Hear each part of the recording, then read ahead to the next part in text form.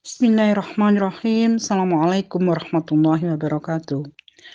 A'udzu billahi samiil alim minasyaitonir rajim. A'udzu bika min hamazatis sayatin wa a'udzu bika rabbi ayahdurun. Raditu billahi rabba wa bil islami dina wa bi Muhammadin nabiyya wa rasula. Asyhadu an la ilaha illallah wa asyhadu anna Muhammadan abduhu wa rasuluh la nabiyya ba'da. A'udzu billahi minasyaitonir rajim. Bismillahirrahmanirrahim. أياما معدودة فمن كان منكم مريضا أو على سفر فعدة من أيام أخر وعلى الذين يطيقونه فدية طعام مسكين ومن تطوع فهو خير له وإن تصوموا خير لكم إن كنتم تعلمون. Al-Baqarah 184. Beberapa hari tertentu, maka barang siapa di antara kamu sakit atau dalam perjalanan lalu tidak berpuasa, maka wajib mengganti sebanyak hari yang tidak berpuasa itu di hari-hari yang lain. Dan bagi orang yang berat menjalankannya, wajib membayar fidyah, yaitu memberi makan seorang miskin. Tetapi barang siapa yang dengan rela hati mengerjakan kebajikan, maka itu lebih baik baginya. Dan puasamu itu lebih baik bagimu jika kamu mengetahui. Puji syukur kehadirat Allah yang Maha Kuasa yang telah mempertemukan kita dengan Ramadan di tahun 1445 Hijrah ini. Semoga kita dapat menjalankannya dengan penuh ketakwaan kepada Allah. Salawat serta salam semoga tetap terlimpahkan kepada junjungan kita Nabi Muhammad SAW beserta kerabat, sahabat, dan keluarganya hingga yaumil qiyamah. Adapun asbabul nuzul ayat yang saya bacakan tadi berkenaan dengan seorang maula atau budak yang sudah dimerdekakan yang bernama Qiyas bin As-Sa'id yang memaksakan diri berpuasa padahal sudah tua sekali. Dan turunnya ayat ini ia berbuka dan membayar fidyah dengan memberi makan seorang miskin selama ia tidak berpuasa. Ini diriwayatkan oleh Ibnu Sa'id dalam kitab At-Tabaqat yang bersumber dari Mujahid. Ayat ini menjelaskan hukum puasa sebagaimana yang berlaku pada permulaan ayat. Dalam firman-Nya, "Man kana minkum maridun aw 'ala safarin fa iddatun min ayyamin ukhra." Maksudnya orang yang sakit, orang yang sedang dalam perjalanan diperbolehkan untuk tidak berpuasa karena mereka dalam kondisi kesulitan. Tetapi harus mengganti pada hari-hari yang lain. Wa 'alal ladzina yutiquna dan seterusnya. Adapun orang yang sehat dan tidak berpergian, tetapi berat untuk berpuasa baginya ada dua pilihan, berpuasa atau memberi makan kepada seorang miskin setiap harinya. Dan jika ia memberi makan lebih dari seorang setiap harinya, maka yang demikian itu lebih baik.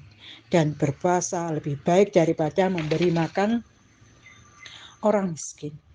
Demikian menurut pendapat Ibnu Mas'ud, Ibnu Abbas Mujahid, Tawus Muqabil bin Hayyan, dan ulama salaf lainnya. Al-Bukhari meriwayatkan dari Atha bahwa ia mendengar Ibnu Abbas ayat tersebut tidak dinasah.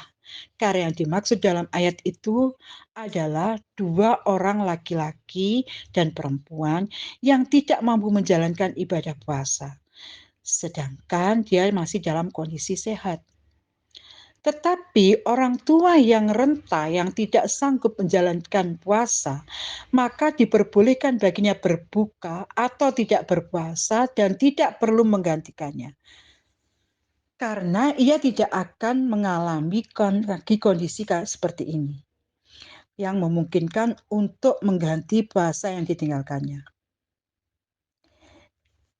Tetapi jika ia berbuka atau tidak berpuasa, juga berkewajiban setiap hari memberi makan orang miskin. Tapi itu jika ia kaya, kalau tidak. Mengenai hal tersebut ada dua pendapat. Satu yang mengatakan tidak ada kewajiban baginya memberi makan seorang miskin karena usianya tidak sanggup memenuhinya, sehingga tidak diwajibkan membayar fidyah, seperti halnya bayi, karena Allah tidak akan membebani seseorang kecuali sesuai dengan kemampuannya. Ini menurut Imam Syafi'i. Pendapat yang kedua ini menurut mayoritas ulama.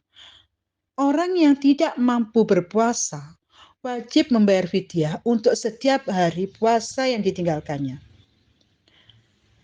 Dalam riwayat Al-Bukhari disebutkan sanadnya oleh Al-Hafidh Abu Ya'la Al-Mushili. Abbas tidak sanggup melaksanakan ibadah puasa. Lalu ia membuat satu mangkok bubur besar, kemudian mengundang 30 orang miskin dan memberikan makan. Demikian juga dengan pendapat orang hamil dan menyusui. Diwajibkan membayar fidyah. Ada juga yang berpendapat harus menggantikan puasanya di hari yang lain, meskipun ia sudah membayar fidyah. Ada juga yang berpendapat jika sudah membayar fidyah tidak perlu mengkodok puasanya lagi.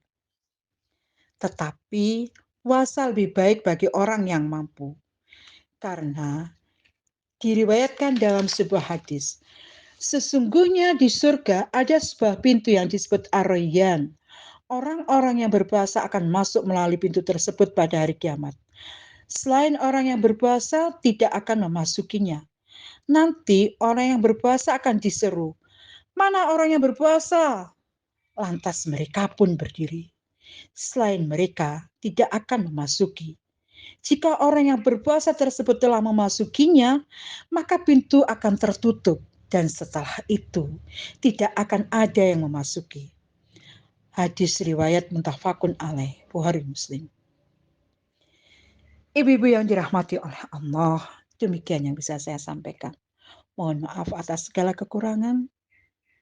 Tetap semangat dalam berpuasa. Nasrun minallah wa fatun qarib wa basyiril mu'minin.